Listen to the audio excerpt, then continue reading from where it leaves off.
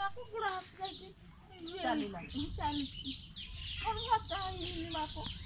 ଆଚ୍ଛା ମାଉସୀ ଆପଣଙ୍କର ଭତ୍ତା ରହିଲେ ଆପଣ 3500 ଟଙ୍କା ଭତ୍ତା ପାଇବେ। ଯେଉଁ ଘର ସବୁ 500 ଟଙ୍କା ଲେଖା ଭତ୍ତା ପାଉଛନ୍ତି ଆପଣ ଦିଲ୍ଲୀ ସରକାର ଝାଡ଼ୁ ସରକାର ଆସିଲେ ଆପଣଙ୍କୁ 500 ଟଙ୍କା ଛାଡ଼ିକି 3500 ଟଙ୍କା ଭତ୍ତା ଦେବେ। ଆପଣ 3500 ଟଙ୍କା ଭତ୍ତା ପାଇବେ ହେଲା ମା। ଆପଣଙ୍କ ଯେଉଁ ବାବୁ ଅଛନ୍ତି ସେ ପାଇବେ 2500 ଟଙ୍କା ଭତ୍ତା।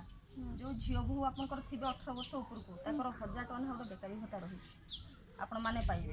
ବୋଉ ତ ତିନିଟା ବୋଉ ଏଠି ଅଛି ଚାରିଟା ବୋଉ ମିଛ କହିବି କାହିଁକି 4ଟା ପୁଅ 4ଟା ବୋଉ ଆଉ ଗୋଟେ ବୋଉ ତା ବେଙ୍ଗଲ ଅଛି ପୁଅ ବୋଉ ତାର ବେଙ୍ଗଲ ଅଛି ଆଉ। ଆଚ୍ଛା ଠିକ୍ ଅଛି ଏଇଟା ନିଅନ୍ତୁ ମାଉସୀ ଝାଡ଼ୁ ଚିହ୍ନ ଏଇଟା ଝାଡ଼ୁ ଚିହ୍ନରେ ଭୋଟ ଦେଲେ ଝାଡ଼ୁ ସରକାର ଆସିଲେ ଆପଣଙ୍କୁ ଏଇ ସବୁ ସୁବିଧା ରହିଛି। କ'ଣ କହିଲେ ବୁଝିଲେ? ସରକାର ନ ଆସିଲେ ମାଉସୀ କୋଉଠୁ ଦବ? କେହି ଦବ ନା କେହି ଦବନି ନା। ତ ଚାହୁଁଛନ୍ତି ଗୋଟେ ନୂଆ ସରକାର ଆସୁ ତ ଠିକ୍ ଅଛି ମାଉସୀ ପ୍ରଣାମ।